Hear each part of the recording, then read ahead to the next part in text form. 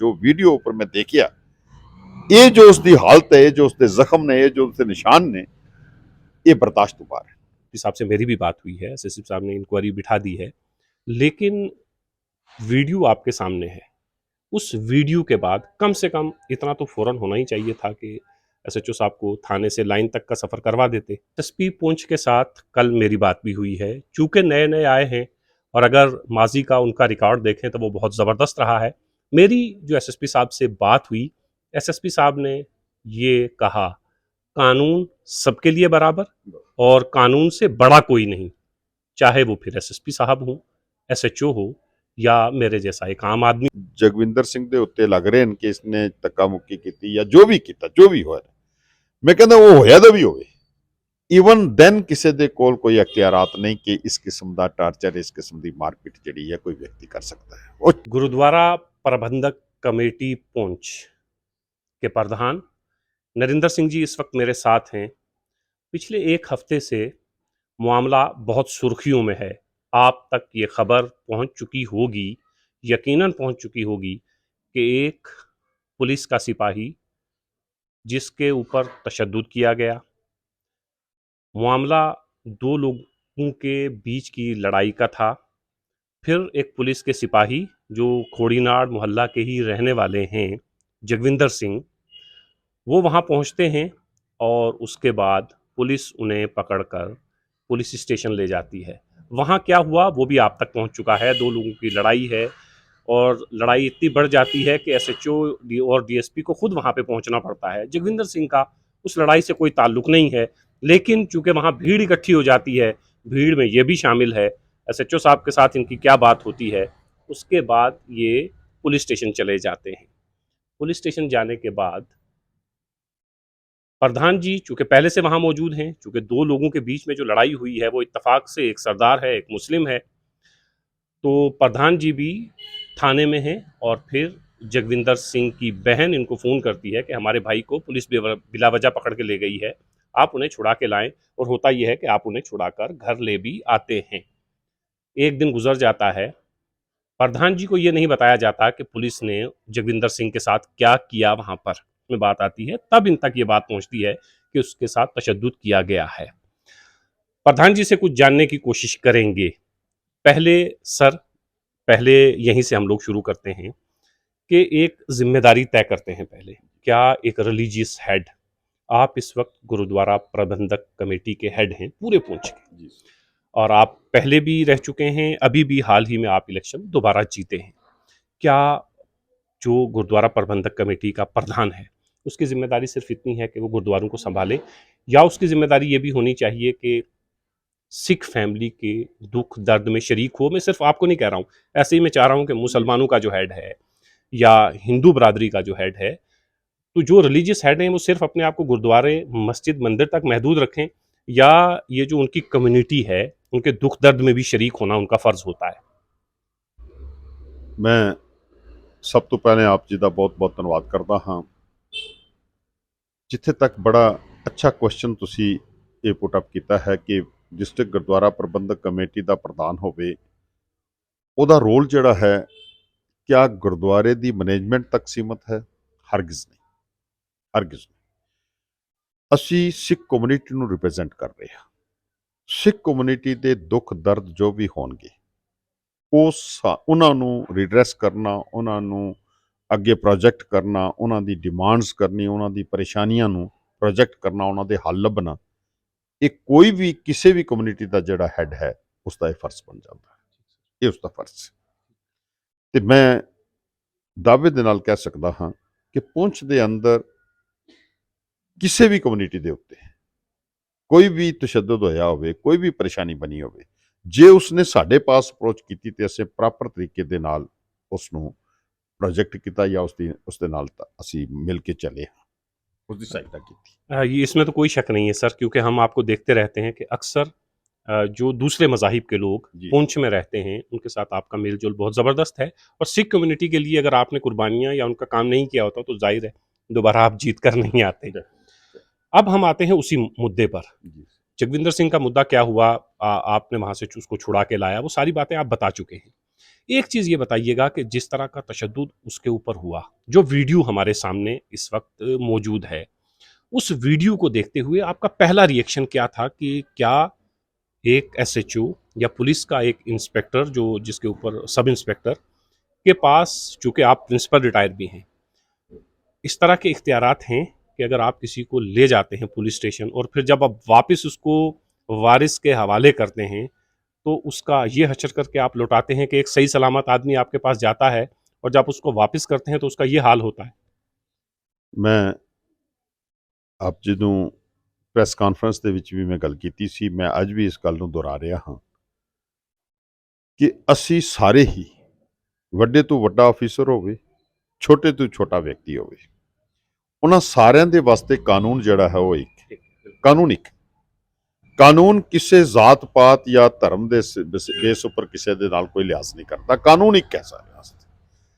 ਮੈਂ ਇਹ ਕਹਿ ਰਿਹਾ ਕਿ ਇਹ ਤੇ ਕਹਿ ਰਹੇ ਨੇ ਕਿ ਭਈ ਕਿਸੇ ਕਿਸਮ ਦੀ ਉੱਥੇ ਗੱਲਬਾਤ ਨਹੀਂ ਹੋਈ, ਕੁਝ ਨਹੀਂ ਹੋਇਆ, ਜੋ ਵੀ ਹੋਇਆ। ਮੈਂ ਕਹਿੰਦਾ ਅਗਰ ਹੋ ਵੀ ਗਈ ਹੋਵੇ, ਇੱਥੇ ਤੱਕ ਕਿ ਮੈਂ ਕਹਿ ਸਕਦਾ ਕਿ ਜੋ ਇਲਜ਼ਾਮ ਜਗਵਿੰਦਰ ਸਿੰਘ ਦੇ ਉੱਤੇ ਲੱਗ ਰਹੇ ਨੇ ਕਿ ਇਸਨੇ ਧੱਕਾ ਮੁੱਕੀ ਕੀਤੀ ਜਾਂ ਜੋ ਵੀ ਕੀਤਾ, ਜੋ ਵੀ ਹੋਇਆ, ਮੈਂ ਕਹਿੰਦਾ ਉਹ ਹੋਇਆ ਤਾਂ ਵੀ ਹੋਵੇ, ਈਵਨ ਦੈਨ ਕਿਸੇ ਦੇ ਕੋਲ ਕੋਈ ਅਖਤਿਆਰਾਤ ਨਹੀਂ ਕਿ ਇਸ ਕਿਸਮ ਦਾ ਟਾਰਚਰ, ਇਸ ਕਿਸਮ ਦੀ ਮਾਰਪੀਟ ਜਿਹੜੀ ਹੈ ਕੋਈ ਵਿਅਕਤੀ ਕਰ ਸਕਦਾ ਹੈ, ਉਹ ਕਿਸੇ ਵੀ ਅਹੁਦੇ ਦਾ ਕਿਉਂ ਨਾ ਹੋਵੇ।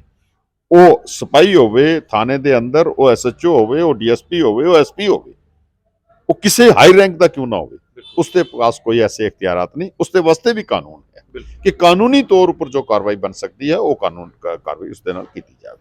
सर एक चीज़ ये बताइएगा, जगविंदर सिंह जिसका हम जिक्र कर रहे हैं, कानून सबके लिए बराबर है, बड़ा ऑफिसर हो, पुलिस का सिपाही हो या मेरे जैसा एक आम आदमी हो, लेकिन जगविंदर सिंह की अगर हम थोड़ा माजी की तरफ जाएं, पास्ट की तरफ जाएं, वो इतना अच्छा बॉक्सर है और 8 से 9 मेडल ले चुका है, पुलिस डिपार्टमेंट का मुलाजिम भी है, तो वो तो हमारे लिए फ़ख्र की बात है, हम सब के लिए, कि वो आदमी जिसने बॉक्सिंग में इतने मेडल लिए हैं, उस शख्स के साथ, और वो एसएचओ को बता भी रहा है कि भाई मैं भी पुलिस में हूँ, मैं भी पुलिस में हूँ, उस शख्स के साथ अगर इस तरह का व्यवहार पुलिस स्टेशन के अंदर होता है तो आपको नहीं लगता कि अभी तक कम से कम पुलिस स्टेशन से एसएचओ साहब को हटा दिया जाना चाहिए था? देखिए, मैं ਜਿੱਥੇ ਤੱਕ ਜਗਵਿੰਦਰ ਸਿੰਘ ਦੀ ਗੱਲ ਹੈ, ਮੈਂ ਪ੍ਰੈਸ ਕਾਨਫਰੰਸ 'ਚ ਕਹਿ ਚੁੱਕਿਆ ਹਾਂ ਕਿ ਬੜੇ ਛੋਟਾ ਜਿਹਾ ਬੱਚਾ ਜਿਸਲੇ ਗੁਰਦੁਆਰਾ ਸ੍ਰੀ ਗੁਰੂ ਸਿੰਘ ਸਭਾ ਦੀ ਕੰਸਟਰਕਸ਼ਨ ਸ਼ੁਰੂ ਹੋਈ, ਇਹ ਗੁਰਦੁਆਰਾ ਰੀਕਨਸਟਰਕਟ ਕੀਤਾ ਗਿਆ ਸੀ, ਇਸ ਦੀ ਕੰਸਟਰਕਸ਼ਨ ਦੇ ਵਿੱਚ ਇਸ ਬੱਚੇ ਦਾ ਰੋਲ ਸੀ ਉਸ ਟਾਈਮ ਵੀ, ਔਰ ਉਸ ਟਾਈਮ ਤੋਂ ਲੈ ਕੇ ਅੱਜ ਤੱਕ ਮੈਂ ਇਸ ਬੱਚੇ ਦੇ ਅੰਦਰ ਕਿਸੇ ਵੀ ਤਰ੍ਹਾਂ ਦਾ ਕੋਈ ਮਿਸਬਿਹੇਵੀਅਰ ਜਿਹੜਾ ਕਦੇ ਨਹੀਂ ਦੇਖਿਆ, ਕਿਧਰੇ ਵੀ। ਬੜਾ ਸ਼ਾਂਤ ਸੁਭਾਅ, ਬੜੇ ਪਿਆਰ ਦੇ ਨਾਲ ਗੱਲ ਕਰਨ ਵਾਲਾ, ਅੱਜ ਵੀ, ਅੱਜ ਦੀ ਡੇਟ ਵਿੱਚ ਵੀ ਉਹ ਬੜੇ ਪਿਆਰ ਦੇ ਨਾਲ ਗੱਲ ਕਰ ਰਿਹਾ। ਮੈਂ ਉਸ ਦੇ ਅੰਦਰ ਕਿਸੇ ਕਿਸਮ ਦੀ ਕੋਈ ਗਲਤੀ ਜਿਹੜੀ ਹੈ ਮੈਂ ਨਹੀਂ ਦੇਖੀ ਕਿ ਵੀ ਕਿਧਰੇ ਜੋਸ਼ ਦੇ ਵਿੱਚ ਉਹ ਗਲਤ ਬੋਲ ਗਿਆ ਹੋਵੇ ਜਾਂ ਗੁੱਸਾ ਕਰ ਗਿਆ ਹੋਵੇ। ਐਸੀ ਗੱਲ ਮੇਰੇ ਨਾਲ ਕਦੇ ਵੀ ਉਸਦੀ ਨਹੀਂ ਹੋਈ। ਮੈਂ ਅੱਜ ਵੀ ਉਸਨੂੰ ਉਸੇ ਨਜ਼ਰ ਨਾਲ ਦੇਖਦਾ। ਮੈਂ ਇਹ ਗੱਲ ਕਹਿ ਰਿਹਾ ਜਿੱਥੇ ਤੱਕ ਉਸਦੇ ਅਚੀਵਮੈਂਟ ਦਾ ਤਾਲੁਕ ਹੈ, ਮੈਂ ਕਹਿੰਦਾ ਕਿ ਮਤਲਬ ਉਸਦੀ ਕੋਈ ਐਗਜ਼ਾਮਪਲ ਨਹੀਂ ਦੇ ਸਕਦੇ, ਬੜੀ ਅੱਛੀ ਉਸਦੀ ਇਹ ਸਾਰਾ ਜੋ ਮੈਂ ਜਗਵਿੰਦਰ ਸਿੰਘ ਦੀ ਸਾਰੀਆਂ ਅਚੀਵਮੈਂਟਸ ਦੇ ਨਾਲ, ਉਸਦੇ ਬਿਹੇਵੀਅਰ ਦੇ ਨਾਲ ਬਿਲਕੁਲ 100% ਸਹਿਮਤ ਹਾਂ। ਹੁਣ ਉਸ ਤੋਂ ਬਾਅਦ ਜਿਹੜੀ ਗੱਲ ਸੀ, ਮੈਂ ਪ੍ਰੈਸ ਕਾਨਫਰੰਸ 'ਚ ਕਹੀ ਕਿ ਅਗਰ ਇਹ ਚੀਜ਼ ਜਿਹੜੀ ਹੈ ਮੈਨੂੰ ਉਸ ਦਿਨ ਪਤਾ ਲੱਗ ਜਾਂਦੀ ਤੇ ਸ਼ਾਇਦ ਸਿਚੁਏਸ਼ਨ ਕੁਝ ਹੋਰ ਹੋਣੀ ਸੀ, ਕੁਝ ਹੋਰ। ਮੈਂ आप ऐसे थोड़ी लेके आते उसको, ਲਿਆਣਾ ਕਿਉਂ ਹੈ ਫਿਰ? ਲਿਆਣਾ ਹੀ ਨਹੀਂ ਸੀ ਉਸਨੂੰ, ਕਿਉਂ ਲਿਆਣਾ ਸੀ ਅਸੀਂ ਉਸਨੂੰ? ਮੈਂ ਅੱਜ ਵੀ ਕਹਿੰਦਾ ਲਿਆਇਆ ਜਾਂ ਨਹੀਂ ਲਿਆਇਆ। ਈਵਨ ਦੈਨ ਮੈਂ ਕਹਿੰਦਾ ਲੱਗਿਆ ਤਾਂ ਕਿ ਵੀ ਉਸਦੇ ਨਾਲ ਜੋ ਵੀਡੀਓ ਉੱਪਰ ਮੈਂ ਦੇਖਿਆ, ਇਹ ਜੋ ਉਸਦੀ ਹਾਲਤ ਹੈ, ਜੋ ਉਸਦੇ ਜ਼ਖਮ ਨੇ, ਇਹ ਜੋ ਉਸਦੇ ਨਿਸ਼ਾਨ ਨੇ, ਇਹ ਬਰਦਾਸ਼ਤ ਤੋਂ ਬਾਹਰ ਹੈ। ਮੈਂ ਇਸ ਦੇ ਉੱਪਰ ਜ਼ਿਆਦਾ ਕੁਝ ਨਹੀਂ ਕਹਾਂਗਾ, ਲੇਕਿਨ ਬਰਦਾਸ਼ਤ ਤੋਂ ਬਾਅਦ ਇਸ ਕਿਸਮ ਦਾ ਕੋਈ ਵੀ, ਮੈਂ ਇਹ ਵੀ ਤੁਹਾਨੂੰ ਕਹਾਂ ਕਿ ਮੈਂ ਫੌਰੀ ਤੋਂ ਜਿਹੜੇ ਵੀਡੀਓ ਦੇਖੀ, ਮੈਂ ਕਿਸੇ ਪਰਿਵਾਰ ਦੇ ਮੈਂਬਰ ਦੇ ਕਹਿਣ ਉੱਪਰ ਜਾਂ ਜਗਵਿੰਦਰ ਸਿੰਘ ਦੇ ਕਹਿਣ ਉੱਪਰ ਮੈਂ ਐਸਪੀ ਸਾਹਿਬ ਦੇ ਨਾਲ ਗੱਲ ਨਹੀਂ ਕੀਤੀ। ਮੈਂ ਆਪਣੇ ਲੈਵਲ ਉੱਪਰ ਗੱਲ ਕੀਤੀ ਕਿ ਅਸੀਂ ਤੇ ਮਸਲਾ ਸੱਚ ਅਸੀਂ ਖਤਮ ਹੋ ਗਿਆ, ਕਿਉਂਕਿ ਇਹ ਗੱਲ ਖਤਮ ਹੋ ਗਈ ਸੀ, ਉਸ ਲਈ ਤਾਂ ਕੋਈ ਗੱਲ ਹੀ ਨਹੀਂ ਹੋਈ। ਤੇ ਇਹ ਤੇ ਬੜੀ ਅਜੀਬ ਗੱਲ ਨਜ਼ਰ ਆ ਰਹੀ ਹੈ।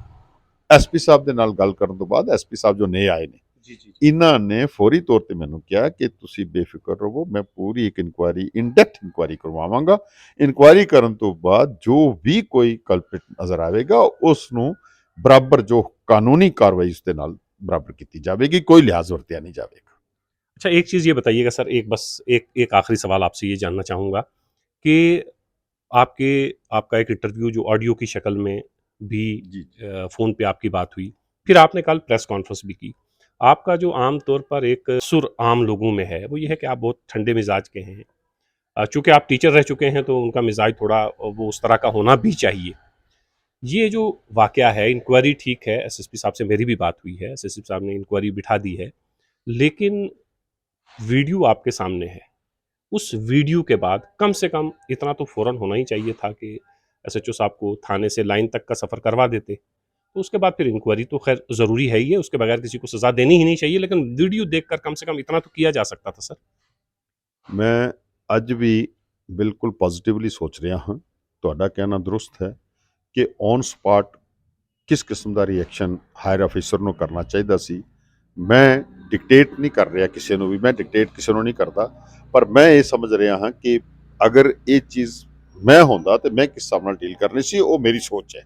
ਕਿਸੇ ਹੋਰ ਦੀ ਹੈ, ਉਹ ਆਪਣੀ ਸੋਚ ਹੈ। ਲੇਕਿਨ ਕਾਨੂੰਨ ਦੇ ਦਾਇਰੇ ਵਿੱਚ ਇਹ ਲੋਕੀ ਬੱਧੇ ਹੋਏ ਨੇ ਸਾਰੇ। ਅਸੀਂ ਵੀ ਕਾਨੂੰਨ ਦੇ ਵਿੱਚ ਬੱਧੇ ਹੋਏ ਹਾਂ, ਉਹ ਵੀ ਬੱਧੇ ਹੋਏ ਨੇ। ਹੁਣ ਕਾਨੂੰਨੀ ਤੌਰ ਪਰ ਐਸਐਸਪੀ ਸਾਹਿਬ ਕੀ ਸੋਚ ਰਹੇ ਨੇ, ਕਿਸ ਤਰ੍ਹਾਂ ਚਲਾ ਰਹੇ ਨੇ, ਕੀ ਕਰਨਗੇ, ਕਿਸ ਕਿਸਮ ਦਾ ਉਹਨਾਂ ਦਾ ਰਿਐਕਸ਼ਨ ਹੋਵੇਗਾ, ਜਾਂ ਕੀ ਇਨਕੁਆਇਰੀ ਦੀ ਕਿਸ ਕਿਸਮ ਦੀ ਰਿਪੋਰਟ ਆਉਂਦੀ ਹੈ, ਮੈਂ ਉਹ ਸਾਰੀਆਂ ਚੀਜ਼ਾਂ ਜਿਹੜੀਆਂ ਉਸ ਤੋਂ ਬਾਅਦ ਅਸੀਂ ਉਸ ਦੇ ਉੱਪਰ ਫਰਦਰ, ਮੇਰਾ ਆਪਣਾ ਮੰਨਣਾ ਇਹ ਹੈ ਕਿ ਅਗਰ ਕੋਈ ਇੱਕ कब ਹਾਇਰ तक इंतज़ार किया ਇੱਕ ਕੋਈ जाए? ਅਫੀਸਰ ਅਗਰ ਅਸ਼ੋਰੈਂਸ ਦਿੰਦਾ ਹੈ, बिल्कुल।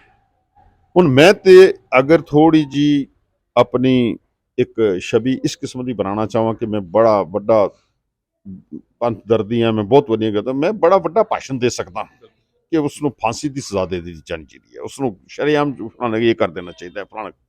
ਇਹ ਗੱਲਾਂ ਜਿਹੜੀਆਂ ਕੇਵਲ ਪਬਲਿਕ ਨੂੰ ਗੁੰਮਰਾਹ ਕਰ ਸਕਦੀਆਂ ਹਨ, ਮੋਮੈਂਟਰੀ ਉਹਨਾਂ ਨੂੰ ਸ਼ਾਂਤ ਕਰ ਸਕਦੀਆਂ ਹਨ, ਮੋਮੈਂਟਰੀ ਉਹਨਾਂ ਦੇ ਅੰਦਰ ਖੁਸ਼ੀ ਦੀ ਲਹਿਰ ਪੈਦਾ ਕਰ ਸਕਦੀਆਂ ਹਨ। ਪਰ ਮੇਰਾ ਆਪਣਾ ਮੰਨਣਾ ਇਹ ਹੈ ਕਿ ਜੇ ਸਾਡਾ ਪੀਸਫੁਲੀ ਆਪਣੇ ਸੋਚ ਦੇ ਮੁਤਾਬਕ ਅਗਰ ਸਾਡਾ ਮਕਸਦ ਜਿਹੜਾ ਆਬਜੈਕਟਿਵ ਉਹ ਪੂਰਾ ਹੋ ਜਾਂਦਾ ਹੈ, ਤੇ ਮੈਂ ਨਹੀਂ ਸਮਝਦਾ ਕਿ ਕਿਸੇ ਕਿਸਮ ਦਾ ਵਾਇਲੈਂਸ ਦੀ ਜਾਂ ਕਿਸੇ ਕਿਸਮ ਦੀ ਕੋਈ ਪ੍ਰੋਟੈਸਟ ਦੀ ਜਾਂ ਕਿਸੇ ਕਿਸਮ ਦੀ ਹੋਰ ਚੀਜ਼ ਦੀ ਕੋਈ ਅਸੀਂ ਜ਼ਰੂਰਤ ਸਮਝਦੇ ਹਾਂ। ਹਾਂ, ਅਗਰ ਇਨ ਕੇਸ, ਕਿਉਂਕਿ ਮੈਂ ਫਿਰ ਗੁਰੂ ਗੋਬਿੰਦ ਸਿੰਘ ਜੀ ਦਾ ਇੱਕ ਸ਼ੇਰ ਹੈ, ਉਸ ਨੂੰ ਕਰਾਂਗਾ, ਚੂੰਕਾਰ ਅਜ਼ਮਾ ਹੀਲ ਤੇ ਦਰਗੁਜ਼ਸ਼ ਹਲਾਲ ਅਸਬੁਰਦ ਬਾ ਸ਼ਮਸ਼ੀਰ ਦਸਤ, ਕਿ ਜਿਸਲੇ ਤੁਹਾਡੇ ਪੀਸਫੁਲ ਮੀਨ ਸਾਰੇ ਫੇਲ ਹੋ ਜਾਵਣ, ਫਿਰ ਤੁਸੀਂ ਕਿਸੇ ਦੂਸਰੇ ਅਲਟਰਨੇਟਿਵ ਪਰ ਜਾ ਸਕਦੇ ਹੋ। ਮੈਨੂੰ ਪੂਰੀ ਆਸ ਹੈ, ਮੈਨੂੰ ਪੂਰੀ ਉਮੀਦ ਹੈ ਕਿ ਐਸਐਸਪੀ ਸਾਹਿਬ ਜੋ ਨਏ ਆਏ ਨੇ, ਇਹ ਬੜੇ ਹੀ ਆਨੈਸਟ, ਇਹਨਾਂ ਦੇ ਬਾਰੇ 'ਚ ਬੜਾ ਕੁਝ ਬੋਲਿਆ ਗਿਆ ਹੈ, ਬੜੇ ਆਨੈਸਟ ਨੇ, ਗਾਡ ਫੀਰਿੰਗ ਨੇ ਔਰ ਇਨਸਾਫ ਪਸੰਦ ਨੇ। ਤੇ ਮੈਨੂੰ ਪੂਰਾ ਯਕੀਨ ਹੈ ਕਿ ਸਿੱਖ ਕਮਿਊਨਿਟੀ ਦੇ ਨਾਲ ਪੂਰਾ ਇਨਸਾਫ ਹੋਵੇਗਾ। ਬੇਸ਼ੱਕ ਇਹ ਗੱਲ ਵੀ ਇਸ 'ਚ ਕੋਈ ਝੂਠ ਨਹੀਂ ਹੈ ਕਿ ਅੱਜ 39 ਸਾਲ ਹੋ ਗਏ ਅਸੀਂ ਬਲੂ ਸਟਾਰ ਜਿਹੜਾ ਆਪਰੇਸ਼ਨ ਦੀ, ਹੁਣੇ ਹੀ ਕੱਲ ਅਸੀਂ ਮਨਾ ਕੇ 6 ਜੂਨ ਦਾ ਜੋ ਹੈ ਗੁਰਦਰਬਾਰ ਸਾਹਿਬ ਤੇ ਅਟੈਕ ਹੋਇਆ ਸੀ, ਉਸ ਦੇ ਸਬੰਧ ਵਿੱਚ ਅਸੀਂ ਪ੍ਰੋਗਰਾਮ ਬਣਾਏ ਨੇ, ਹਰ ਜਗ੍ਹਾ ਤੇ ਪਾਠ ਰੱਖੇ ਗਏ, ਕੀਰਤਨ ਕੀਤੇ ਗਏ, ਉਸ ਨੂੰ ਦੁਹਰਾਇਆ ਗਿਆ ਸਾਰਾ ਕੁਝ। ਲੇਕਿਨ ਇਹ 39 ਸਾਲ ਤੱਕ ਵੀ ਜੋ ਇਨਸਾਫ ਹੈ ਉਹ ਸਾਡੇ ਨਾਲ ਨਹੀਂ ਹੋਇਆ। ਅਸੀਂ ਇਹ ਦੁੱਖ ਸਿੱਖ ਕੌਮ ਦੇ ਅੰਦਰ ਜ਼ਰੂਰ ਹੈ, ਪਰ ਮੈਂ ਪੂਰਾ ਆਸ਼ਾਵਾਦੀ ਹਾਂ ਕਿ ਡਿਸਟ੍ਰਿਕਟ ਪੁੰਛ ਦੇ ਅੰਦਰ ਐਟਲੀਸਟ ਇਸ ਕਿਸਮ ਦੀ ਗੱਲ ਜਿਹੜੀ ਹੈ, ਅਸੀਂ ਆਪਣੇ ਹਾਇਰ ਅਫੀਸਰ ਤੋਂ ਐਸੀ ਚੀਜ਼ ਨਹੀਂ ਹੋਵੇਗੀ, ਸਾਨੂੰ ਨਿਰਾਸ਼ ਨਹੀਂ ਹੋਣਾ ਪਵੇਗਾ, ਬਲਕਿ ਜੋ ਵੀ ਪ੍ਰੋਪਰ ਜੋ ਹੋਏਗੀ ਇਨਕੁਆਇਰੀ ਦੀ ਰਿਜ਼ਲਟ ਆਉਣਗੇ, ਔਰ ਉਸ ਤੋਂ ਬਾਅਦ ਜੋ ਸਾਨੂੰ ਇਨਸਾਫ ਜ਼ਰਾ ਜ਼ਰੂਰ ਮਿਲੇਗਾ। इंसाफ ज़रूर मिलेगा। एसएसपी पुंछ के साथ कल मेरी बात भी हुई है। चूँकि नए-नए आए हैं और अगर माज़ी का उनका रिकॉर्ड देखें तो वो बहुत ज़बरदस्त रहा है। मेरी जो एसएसपी साहब से बात हुई, एसएसपी साहब ने ये कहा, कानून सबके लिए बराबर और कानून से बड़ा कोई नहीं, चाहे वो फिर एसएसपी साहब हों, एसएचओ हो या मेरे जैसा एक आम आदमी हो।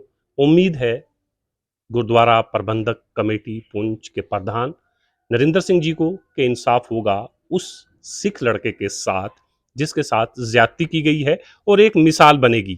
एसएसपी साहब, आपसे हम बस इतनी गुजारिश कर रहे हैं कि अगर इस बार इंसाफ नहीं हुआ तो ये मिसाल नहीं बन पाएगी और इस तरह की चीज़ें दोहराते रहेंगे पुलिस ऑफिसर, और अगर इस तरह की चीज़ें बार बार होती रहें तो पुलिस की अपनी जो छवि है, पुलिस जो इस वक्त राजौरी पुंछ में इन पहाड़ी इलाकों में इतना बेहतरीन और ज़बरदस्त काम कर रही है, चाहे वो नशा हो, चाहे वो दहशतगर्दी के ख़िलाफ़ हो, एजुकेशन को प्रमोट करना हो, हर तरह के काम इस वक्त पुलिस के कंधे पर है। जो काम उनके नहीं है, पुलिस वो भी काम कर रही है। अवेयरनेस के अलग अलग जगहों पर कैंप लग रहे हैं।